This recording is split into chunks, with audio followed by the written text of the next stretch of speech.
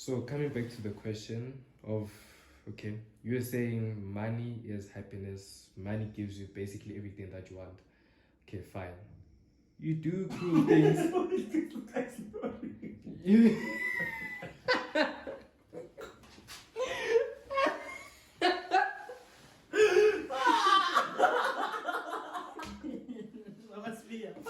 Wake that guy up. But before I even get there, let me have money. Well, I can't speak about a beer when I don't have it. Oh, okay. Well, sorry. I get him. So now, okay. Well, sorry. Sharp. So let me. So we let's can get speak about there. people who control us or who are psychopaths without even me having a certain amount of money in my account. Exactly. But the second question though, like honestly speaking, bro, we can. Okay, anyway, let's forget about that. The value of money, right? You what was the question again, bro? No, he's saying that does money have like value Without vision and morality? I think I can answer him on vision. Morality, I'm not sure. We'll get there. We'll get there. On vision, on vision, I can say he's right. Like you won't understand the value of money if you don't have vision. For example, my vision. Fuck, I'm gonna get out of Katlehong, right? And I'm earning like 4K a month. How can I get out of Katlehong, right? Welcome back, everybody. I'm with my co-host today. Aware. Kwebafethu sikhumbuzo lokhulumayo mazibu konze ngiphuthini mo last month ezulu. Phansi KZN bafethu umuntu oseNewcastle but yaziwa. Sasekahloko nginilahlanga bafethu. Into yami sibangene boy. Zulu people, Ndami yazi. you guys don't change. Hey, ayishintshe ntasinjalo. Anyway, it's okay. Yes. It's okay. I feel you, my bro. Anyway, today's topic, man, is we wanna discuss and dissect the value of money in a young man's life, right? Man, I just this one I'm very passionate about it because money, bro, is an important thing in our lives, right? In fact, without money is like oxygen, my guy. I'm done. Without money, you can't breathe. I don't care what this is, my happiness. It's your happiness. Exactly, right? No. So a lot of people, when they say man can buy happiness, blah blah blah, but there's a quote that I like so much, say that people who say man can buy happiness, they never had enough money in their lives. Because at the end of the day, man, I truly believe that money can buy you some happiness, but you have to also have certain things in your lives which are meaningful so that you can have this money and buy you something that is going to, make it meaningful for you. Yeah, especially you're right. Hence I'm saying the reason most people would kind of like crucify me for saying, Mina it buys me happiness. That's my opinion, Dwat. Yeah. I'm sorry. Yeah. I say Mina money can buy me happiness, not because I'm not a happy human being or ganjan. Like I'm just saying that money can get me access. Let me tell you a short story. Sure. There was a point in my life I couldn't afford to buy airtime. This guy's laughing at me, bruh.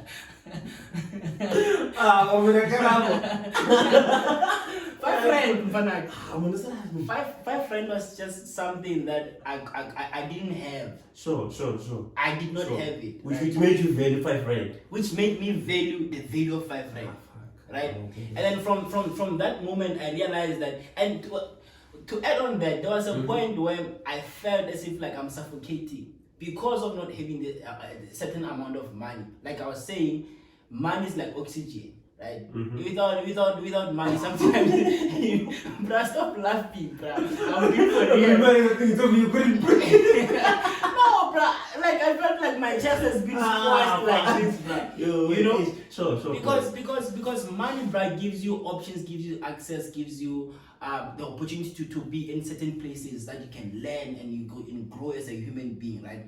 And I want to discuss that particular notion of money and also helping young people to, accelerate their financial stability. Sure.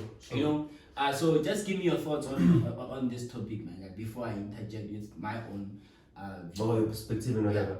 Well, with me, I'm going to talk in a perspective that, or in a space where I'm reaching out to where I come from. You know, I want to touch people in my space. You know, I'm not saying I don't care about other people, but I'm saying I can become more relevant to people that, you know, that I come from, because those are people who saw me growing up. Those are people who see me every day, so they can relate more to you know, whatever I'm going to share with them now. So I feel like we need to start at a certain point, especially when I'm gonna speak about in you. It's okay, sharp. Men will pattern like 1,000 rand out of seconds. What are the most important thing that I can do with 1,000 rand? And so, like, for example, like I'm just gonna share a story. It's a personal story, but I'm going to share it because I want people to, like, you know, to understand where I'm going with this. There's a point where, like, one of my relatives somewhere, they were just taking out money, and then I heard someone say, and then this other person took out like 500 rand, when everyone was saying out 1,000 rand, and then they're like, oh man, what is 500 rand, Muna? Like, adding this man. But at the time, I was seeing the value, the value of the 500, because I was like, so if they have like 1.5, they can't have 2,000 rand without this 500 rand. Can you see the value of money? That's where you start understanding the value of money. Because if we're going to start now explaining the savings, the budgeting and whatever, you won't understand. You need to understand that, okay, if I go to ShopRite and I'm buying like a 5 rand something, and then I come back tomorrow, it's like 3 rand. I jump to buy that thing. Why do we do that? Why do you go to a shop and say, I'm seeing a sale? What are you having is okay. Exactly. I'm sorry. Because most of the time, like, you find when ShopRite is sale, everyone is coming there. So what is your point? So this is my point.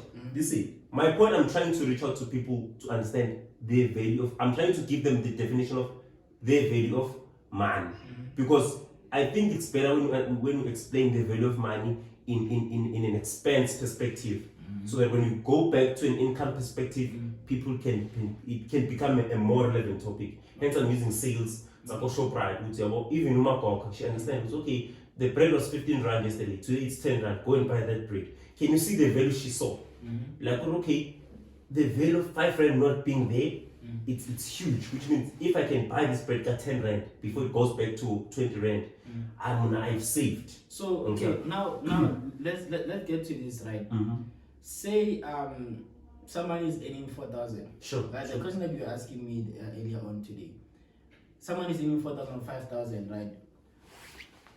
How are we going to now teach that person to flatten? Okay, so I want to get to this point. There is a principle in the book of the book called The Richest Man in Babylon. There are two principles that I want to touch on. Sure. It speaks of flattening your purse, and it speaks of paying yourself. Like, the principle of paying yourself is that a lot of people go to work to make more money for the employer, which is not wrong, because at the end of the day, you're also getting some money, right? Sure. It also speaks that when you are working for someone else, you need to also pay yourself. Sure. Right? In a black community, paying yourself comes in a form of buying clothes, whatever, right? Sure. But this one is speaking of making sure that the money you're putting it away in an interest-bearing account. Right?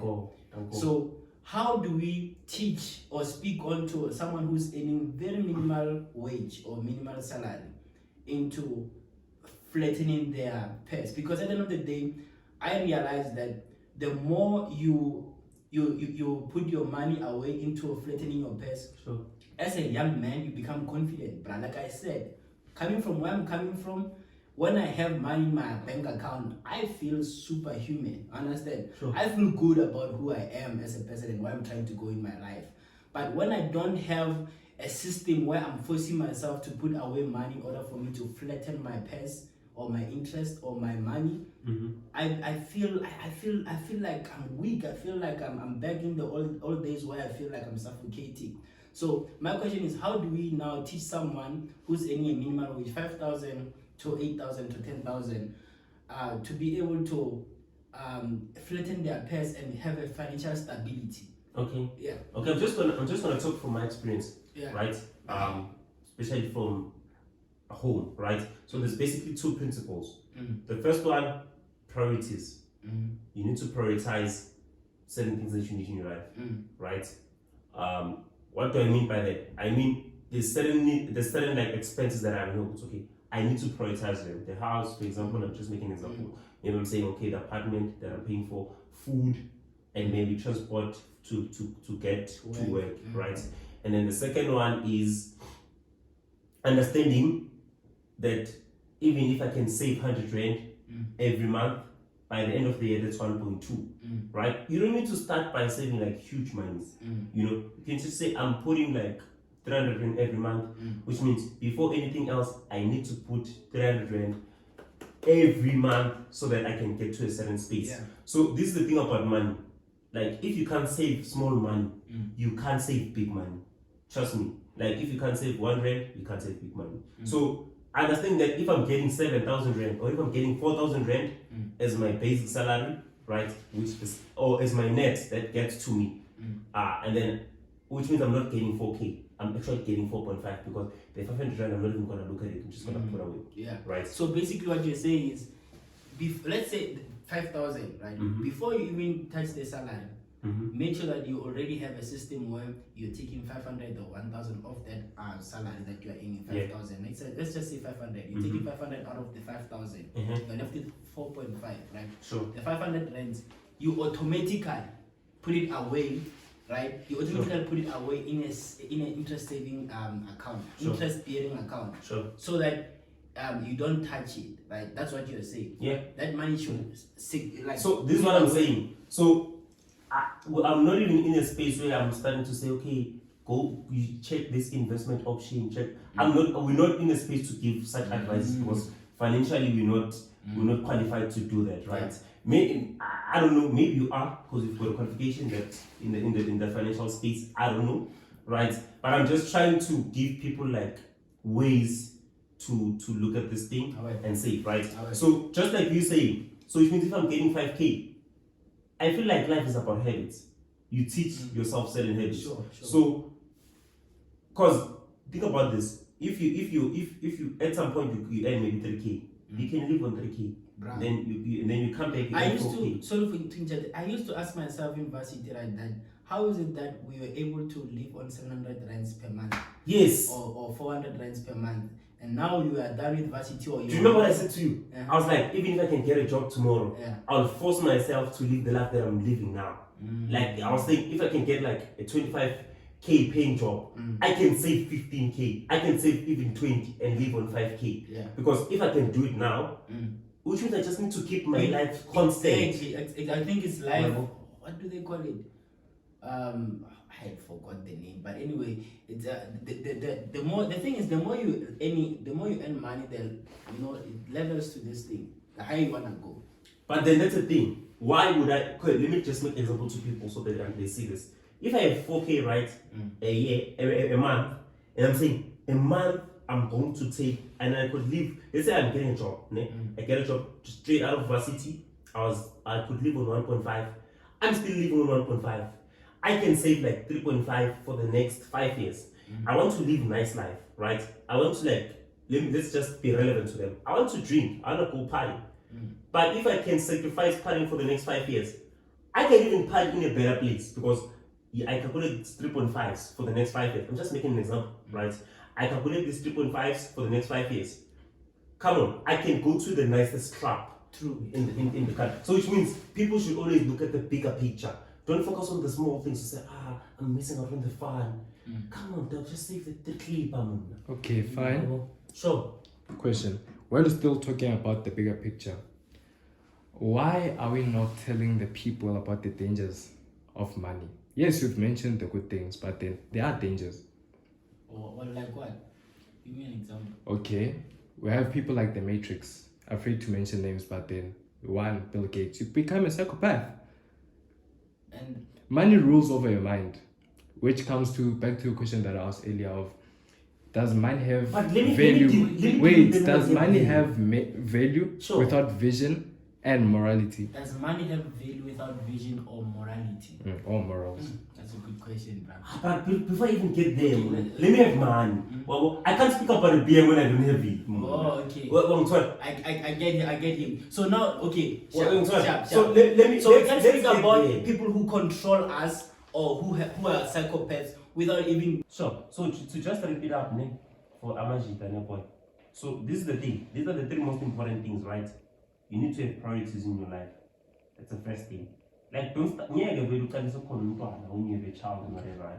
But priorities, most important thing. Secondly, you need to have a little bit of amount you're saving, right? Consistently. So when you come back, we can unpack this in terms of like the percentages. Yeah. I just want us to share like the general knowledge, right?